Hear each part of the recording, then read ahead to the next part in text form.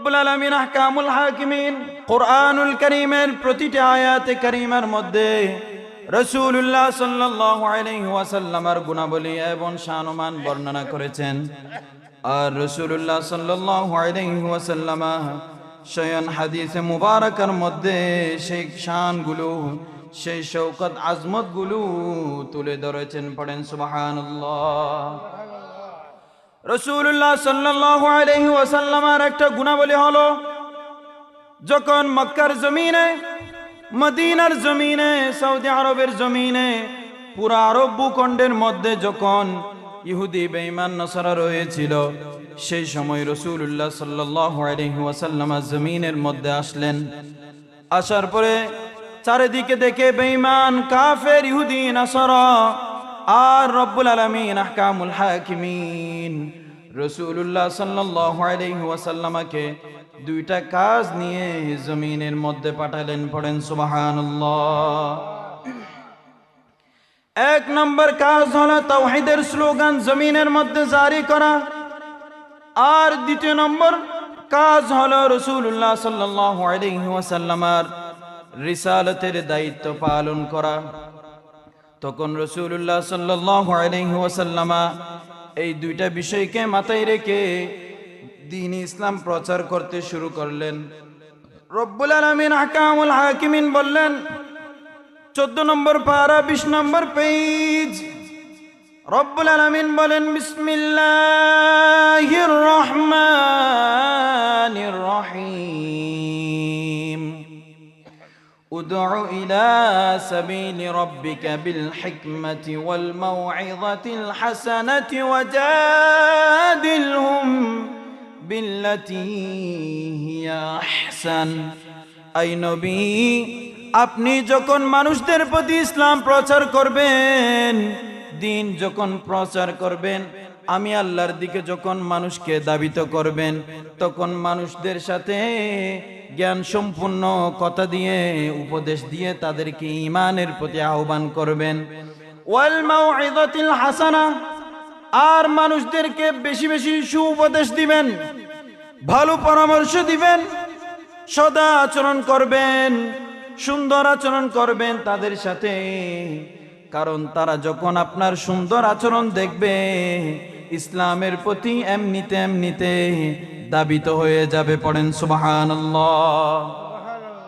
ওয়াজাদিলহুম বিল্লাতী হিয়া আহসান, আর তাদের কাছে দ্বীন ইসলাম পৌঁছাবেন সুন্দর পদ্ধতিটাই, যে সুন্দর পদ্ধতিটা আমি আল্লাহ আপনি রসুলকে শিখিয়ে দিয়েছি। পড়েন সুবহানাল্লাহ। পৃথিবীর মধ্যে যা কিছু হবে, যা কিছু হবে না, কিয়ামত পর্যন্ত রব্বুল আলামিন আহকামুল হাকিমিন স্বয়ং আমার রসুলকে জানিয়ে দিলেন। পড়েন সুবহানাল্লাহ। রব্বুল আলামিন বলেন, আর রহমানু আল্লামাল কুরআনা খালাকাল ইনসানা আল্লামাহুল বায়ান। পড়েন আলহামদুলিল্লাহ। আর রহমান মহান আল্লাহ, আল্লামাল কুরআন, যিনি কোরআন শিখিয়ে দিলেন তার হাবিব সাল্লাল্লাহু আলাইহি ওয়াসাল্লামকে। খলাকাল ইনসান, আর জমিনের মধ্যে তিনি আল্লাহ মানুষ সৃষ্টি করেছেন। আল্লামাহুল বায়ান, আবার মানুষদেরকে কোরআন সুন্নাহর আলোচনাগুলো শিখিয়ে দিলেন। পড়েন সুবহানাল্লাহ। দয়াময় রহমান শিখালেন আল কোরআন, বানালেন ইনসান শিখালেন বায়ান। দয়াময় রহমান শিখালেন আল কোরআন, বানালেন ইনসান শিখালেন বায়ান। সালাতুনিয়া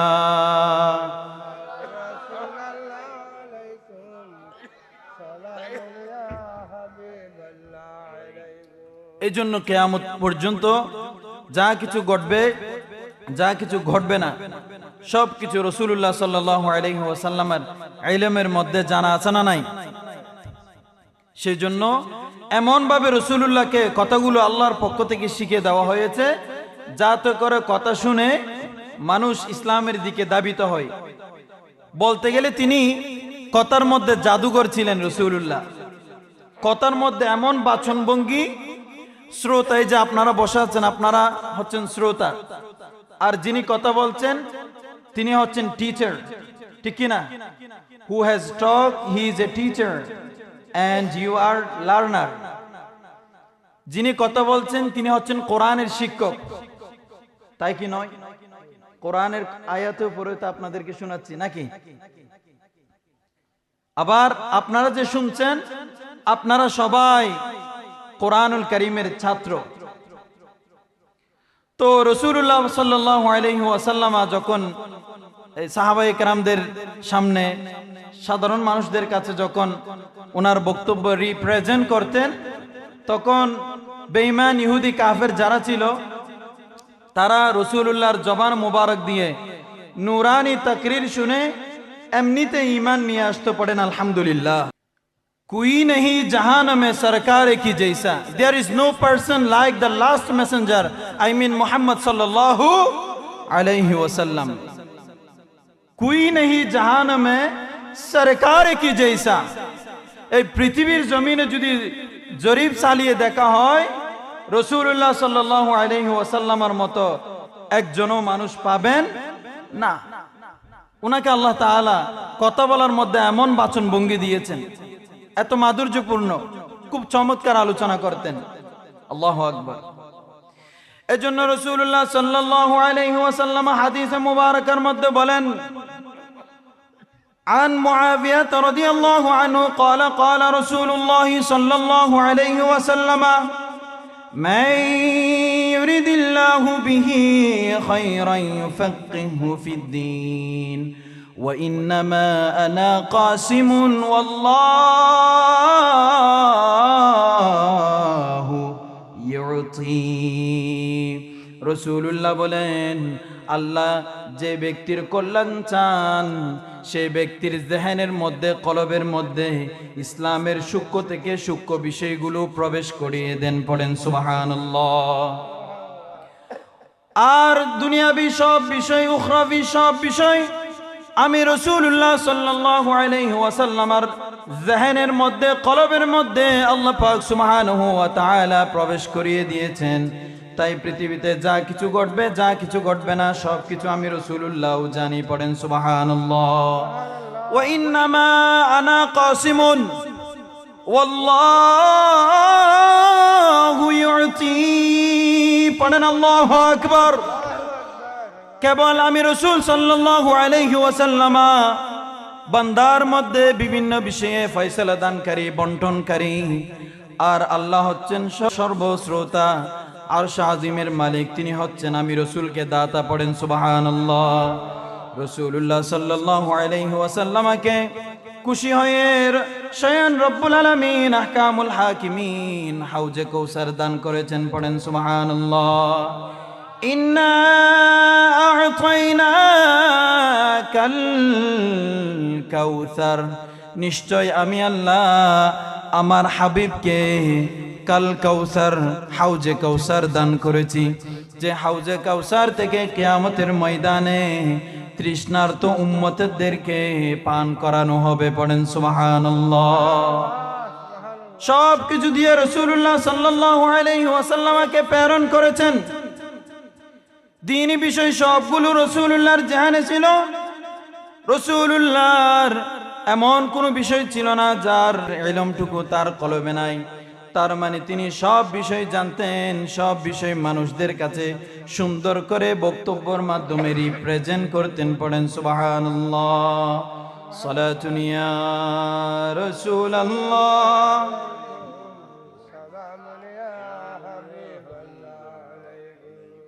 সম্মানিত উপস্থিতি, এতক্ষণ আলোচনার মাধ্যমে আমরা বুঝতে পারলাম যে রাসূলুল্লাহ সাল্লাল্লাহু আলাইহি ওয়াসাল্লাম কথা বলার মধ্যে এক অনন্য ছিল, ঠিক কিনা? কথা এমন ভাবে বলতেন, কথার মাধ্যমে ওনার যে সাহস আছে সেটা প্রকাশ পেয়ে যেত। পড়েন সুবহানাল্লাহ। মক্কা থেকে যখন রাসূলুল্লাহ সাল্লাল্লাহু আলাইহি ওয়াসাল্লামকে বের করে দিলেন, মদিনার দিকে হিজরত। এমন সময়ে সফর করতে লাগলেন। সাথে আছেন সঙ্গী হিসেবে হযরতে সাইয়্যিদুনা সিদ্দিক আকবর রাদিয়াল্লাহু তাআলা। সুবহানাল্লাহ। সিদ্দিক আকবর রাদিয়াল্লাহু তাআলা আনহু রাসূলুল্লাহ সাল্লাল্লাহু আলাইহি ওয়াসাল্লামের সাথে সফরে হিজরতের সময় সঙ্গী হিসেবে ছিলেন। আর সফর করতে করতে যখন গায়ে হেরার মধ্যে গেলেন, রাসূলুল্লাহ সাল্লাল্লাহু আলাইহি ওয়াসাল্লামকে উদ্দেশ্য করে বলেন, ইয়া রাসূলুল্লাহ, ইয়া হাবিবাল্লাহ, আমি সিদ্দিক আকবর এখন বেশি ভয় পাচ্ছি ইয়া রাসূলুল্লাহ। কারণ এই গায়ে হেরার মধ্যে তো মানুষ থাকে না, জীবজন্তু নাই, জনমানুষ নাই, কোনো পাখি নাই, পশু নাই, কিছু নাই, শুধুমাত্র আমি সিদ্দিক আকবর এবং আপনি দু জাহানের সরদার রসুল পূর্ণ রউফুর রহিম সাল্লাল্লাহু আলাইহি ওয়াসাল্লাম, এই দুইজন ছাড়া তো আর কেউ নাই। আমার রাসূলুল্লাহ বলেন, ওই সিদ্দিক আকবর তুমি ভয় পেও না, পড়েন সুবহানাল্লাহ। সাহস বেশি না কম রাসূলুল্লাহ? রব্বুল আলামিন আহকামুল হাকিমিন এই সাহসের কথাটুকু কুরআনুল কারীমের মধ্যে বলেছেন, ইল্লা তানসুরুহু ফাকাদ নাসারাহুল্লাহু ইয আখরাজাহুল্লাযীনা কাফারু ثاني اثنين إذ هما في الغار إذ يقول لصاحبه لا تحزن إن الله معنا পড়েন সুবহানাল্লাহ। যখন তোমরা আমার রাসূলকে মক্কা থেকে বের করে দিয়েছো, তখন তার পাশে সাহায্যকারী কেউ ছিল না, একমাত্র সিদ্দিক আকবর রাদিয়াল্লাহু তাআলা আনহু। সিদ্দিক আকবর গারে হেরার মধ্যে যখন প্রবেশ করলেন, একটু ভয় পাচ্ছিলেন। রাসূলুল্লাহ ইয ক্বালু লিসাহিবিহি, তার সাথী হযরতে সাইয়্যিদুনা সিদ্দিক আকবর রাদিয়াল্লাহু তাআলা আনহুকে উদ্দেশ্য করে বললেন, লা তাহজান, আই সিদ্দিক আকবর তুমি ভয় পেও না, ইন্নাল্লাহা মা'ানা, কারণ আমাদের সাথে স্বয়ং রব্বুল আলামিন রয়েছেন। পড়েন সুবহানাল্লাহ। এইভাবে রাসূলুল্লাহ সাল্লাল্লাহু আলাইহি ওয়াসাল্লাম বুকের মধ্যে সাহস রেখে সজাগ করে ঈমানের দাওয়াত দিয়েছেন। সেই সাহসের অন্য একটি প্রতীক হলো হযরতে সাইয়্যিদুনা উমর রাদিয়াল্লাহু তাআলা আনহু। পড়েন সুবহানাল্লাহ। এজন্য হাদিসে মুবারাকার মধ্যে রাসূলুল্লাহ সাল্লাল্লাহু আলাইহি ওয়াসাল্লাম বর্ণনা করেন, ইসলামের প্রথম বড় যুদ্ধ বদরের যুদ্ধ 14 রমজান হয়েছিল। ইসলামের পক্ষে মাত্র সংখ্যা ছিল 313 জন, কিন্তু অনেক নও মুসলিম যারা মুসলমান হয়েছে, ঈমান এনেছে নতুন, তারা ভয় পাচ্ছিল যে ইহুদিদের, কাফেরদের, মুশরিকদের সংখ্যা তো 1000, আমরা কি তাদের সাথে যুদ্ধের মধ্যে জয়লাভ করতে পারবো কিনা। রাসূলুল্লাহ সাল্লাল্লাহু আলাইহি ওয়াসাল্লাম সাহাবায়ে কেরামদের উদ্দেশ্য করে বলে, হো আমার সাহাবায়ে কেরামরা, জেনে রেখো তোমরা ঈমানের পক্ষের মানুষ, ইসলামের পক্ষে মানুষ, তোমরা যদি যুদ্ধের ময়দানে নেমে যাও, স্বয়ং রব্বুল আলামিন আহকামুল হাকিমিন তোমাদের পক্ষে হয়ে সাহায্য করবে। সুবহানাল্লাহ। হযরতে সাইয়্যিদুনা আলী রাদিয়াল্লাহু তাআলা আনহু থেকে বর্ণিত, আন আলিয়্যিন লাকাদ রাআইতুনা ইয়াওমা বদরিন ونحن نلوذ برسول الله صلى الله عليه وسلم وهو أقربنا للعدو وكان من أشدنا يومئذ بأسا পড়েন সুবহানাল্লাহ। বদরের ময়দানে যখন রাসূলুল্লাহ সাল্লাল্লাহু আলাইহি ওয়াসাল্লাম যুদ্ধের প্রান্তে গেলেন, তখন যুদ্ধ করতে করতে কাফেরদের দলের মধ্যে ঢুকে গেলেন। পড়েন সুবহানাল্লাহ।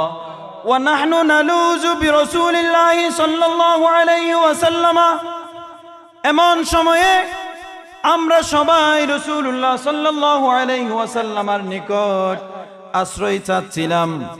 ওয়া কানা মিন আশাদ্দিনা ইয়াওমাইযিন বাসান, আর রাসূলুল্লাহ সাল্লাল্লাহু আলাইহি ওয়াসাল্লাম জানের দিক দিয়ে বেশি ভয়ের মধ্যে ছিল, তারপরেও ভয় করে নাই। যুদ্ধ করতে করতে একদম কাফেরদের দলের মধ্যে প্রবেশ করেছে। এমন সময় হযরত আলী রাদিয়াল্লাহু তাআলা আনহু রাসূলুল্লাহর কাছে আশ্রয় চাচ্ছে। আচ্ছা, এটা কি আশ্রয় নেওয়ার সময়? কারণ বিপক্ষ দল তো সামনে আপনার উপস্থিত আছে, আপনার জানের নিরাপদ নাই, আপনি কিভাবে আরেকজনকে আশ্রয় দিবেন? কিন্তু রাসূলুল্লাহ সাল্লাল্লাহু আলাইহি ওয়াসাল্লাম সেই সময়ও হযরত সাইয়েদনা আলী রাদিয়াল্লাহু তাআলা আনহুকে আশ্রয় দিয়েছেন এবং বেঈমানদের বিপক্ষে যুদ্ধ চালিয়ে গিয়েছেন। পড়েন সুবহানাল্লাহ। রাসূলুল্লাহ সাহস কম না বেশি? আরেকটা হাদিস শুনাই। হুনাইনের যুদ্ধে একই অবস্থা, যুদ্ধ করতে গেলেন, যুদ্ধ করতে করতে কাফেরদের সম্মুখে হয়ে গেলেন। কাফেররা তীর নিক্ষেপ করতেছে, মুসলমানদের মধ্যে এক একজন সাহাবা শহীদ হয়ে যাচ্ছে।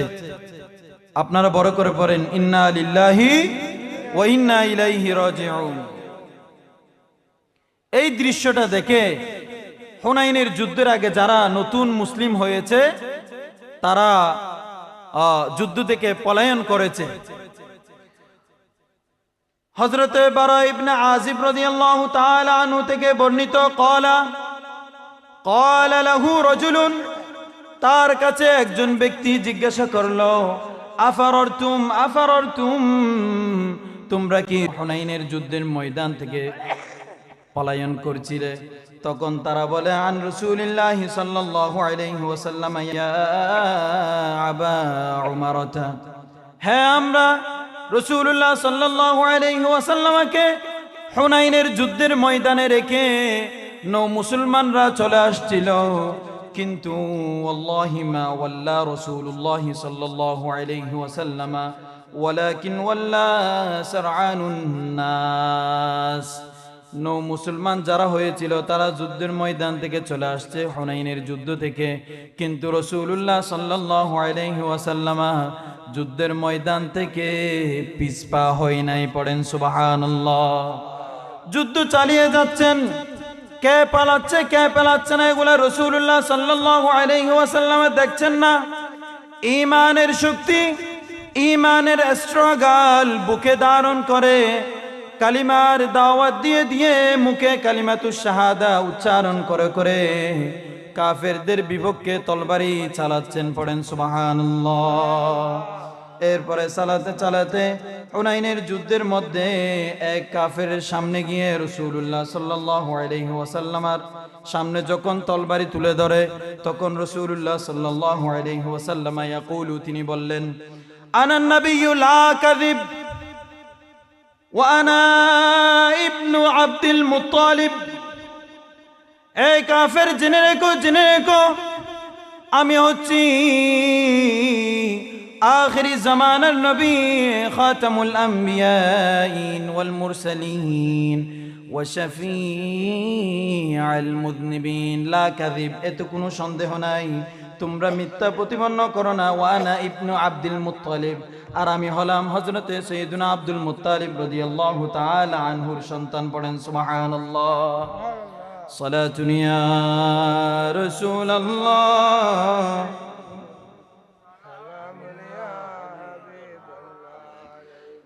তু শাহে খুবা তু জানে জানা, তু শাহে খুবা তু জানে জানা, है चेहरा उम्मुल किताब तेरा, है चेहरा उम्मुल किताब।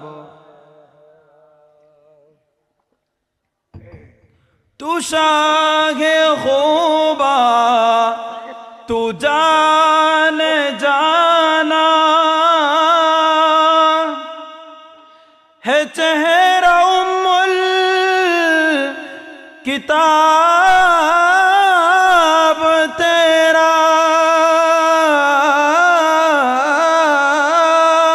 है चेहरा उम्मुल किताब तेरा, न बन सकी है نہ بن سکے گا، نہ بن سکی ہے، نہ بن سکے گا مثال تیری، جواب تیرا مثال تیری، جواب تیرا۔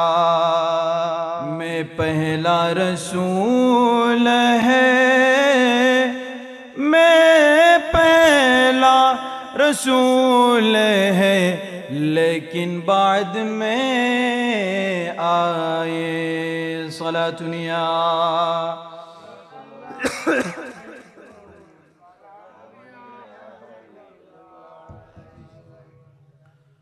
تو سب سے اول، تو سب سے آخر، ملا ہے حسن دوام تجھ کو، ملا ہے حسن دوام تجھ کو، ہے عمر لاکھوں برس کی تیری، مگر ہے تاجا شباب تیرا، ہے عمر لاکھوں برس کی تیری، مگر ہے تاجا شباب تیرا۔ صلاۃ یا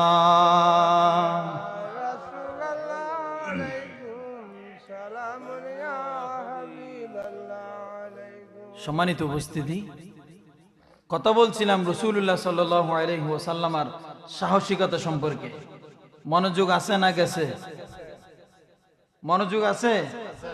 শুধু আমারে লাগাই দিয়ে বসে থাকেন না, একটু রেসপন্স করিয়েন। দরকার আছে না নাই? কণ্ঠ কিন্তু টানতেছে মাইকে। তো রাসূলুল্লাহ সাল্লাল্লাহু আলাইহি ওয়াসাল্লাম মানুষদের মধ্যে বেশি দানশীল ছিলেন, মানুষদের মধ্যে বেশি সুন্দর চেহারার অধিকারী ছিলেন। সুবহানাল্লাহ।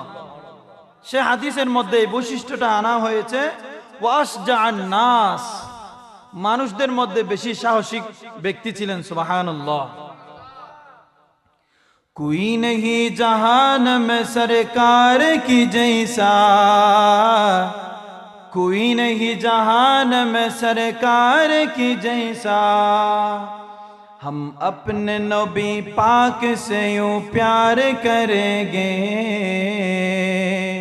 हम अपने नबी पाक से यूं प्यार करेंगे, हर हाल में सरकार का मिलाद करेंगे,